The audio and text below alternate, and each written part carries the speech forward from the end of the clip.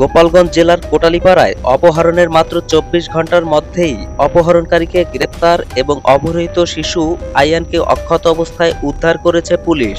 কি বলছে? মজা খাওয়ার কথা কেন এনেছে বলো? দক্ষ অভিযান চালিয়ে এ সফলতা অর্জন করেছে আইনশৃঙ্খলা বাহিনী। পুলিশের এ অভাবনীয় সাফল্যে উপজেলার সর্বত্র প্রশংসনীয় হচ্ছেন গোটা পুলিশ প্রশাসন। আজ ১১টায় কোটালীপাড়া থানার officer in charge Khandakar Hafizur Rahman press ব্রিফিংয়ে এ শিশু আয়ান অপহরণ ও অপহরণকারীকে গ্রেপ্তারের কথা তুলে ধরেন। রাত ৯টা পর্যন্ত মোবাইল ফোন বন্ধ থাকে। ওই যে ব্যক্তি অপহরণ করে নিয়ে গেছে, এই বন্ধ থাকার পরে এক পর্যায়ে রাত ৯টার দিকে ফোন করে বলে যে ৩ লক্ষ টাকা লাগবে, ৩ লক্ষ টাকা দিলে তাকে মুক্তিপণ দিবে। তারপর আমরা একটি পুলিশ সুপারের এই দিক নির্দেশনা এবং আমাদের যে সদর সার্কেল আছে এই সার্কেলসের তত্ত্বাবধানে আমরা একটা টিম গঠন করি এবং যে মামলার আয়ু আছে, মামলার আয়ু এসআই সাদ্দাম তাকে সহ আমরা পুরো টিমকে অভিযানে পাঠাই। অভিযানে পাঠানোর পর ঢাকা, গাজীপুর, সিরাজগঞ্জ এবং নাটোর জেলায় এই অভিযান করে তাকে এক পর্যায়ে গুপ্তচরের দেওয়া তথ্য এবং তথ্য প্রযুক্তির ব্যবহারের মাধ্যমে তাকে নাটোর জেলা লালপুর থেকে তাকে আমরা ধরতে সক্ষম হই। আসামির নাম বাপ্পি হাসান।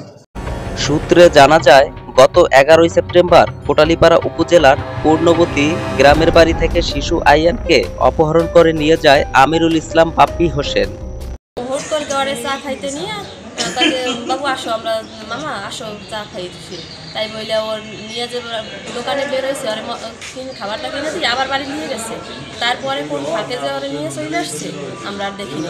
এরপর শিশুটির বাবার মোবাইল ফোনে কল দিয়ে ৩ লক্ষ টাকা মুক্তিপণ দাবি করে অপহরণকারীরা। ঘটনার অভিযোগ পাওয়ার পরপরই কোটালীপাড়া থানা পুলিশ নারী ও শিশু নির্যাতন দমন আইনে মামলা রুজু করে। সময় নষ্ট না করে গোপালগঞ্জ জেলার সুযোগ্য পুলিশ সুপার মোহাম্মদ মিজানুর রহমান মহোদয়ের দিক নির্দেশনায় অতিরিক্ত পুলিশ সুপার সদর সার্কেল জনাব সাখাওয়াত হোসেন সেন্টুর তত্ত্বাবধানে এবং কোটালীপাড়া থানার অফিসার ইনচার্জ খন্দকার হাফিজুর রহমানের সার্বিক সহযোগিতায় অভিযান পরিচালনা করে উপ পুলিশ পরিদর্শক মোহাম্মদ সাদ্দাম হোসেন, সঙ্গীয় অফিসার ফোর্স সহ। তথ্য প্রযুক্তির ব্যবহার ও গোপন সূত্রের খবরের ভিত্তিতে নাটোর জেলার লালপুর থানার ধুপল গ্রামে আসামির নিজ বাড়ি থেকে তাকে গ্রেপ্তার করে পুলিশ।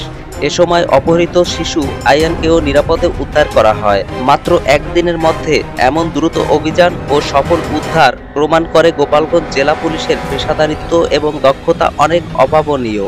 ধৃত আসামিকে বিজ্ঞ আদালতে পাঠানো হয়েছে। শিশু অপহরণের এমন ঘটনার দ্রুত সমাধানে আইনশৃঙ্খলা বাহিনীর সাফল্যের এক উজ্জ্বল দৃষ্টান্ত।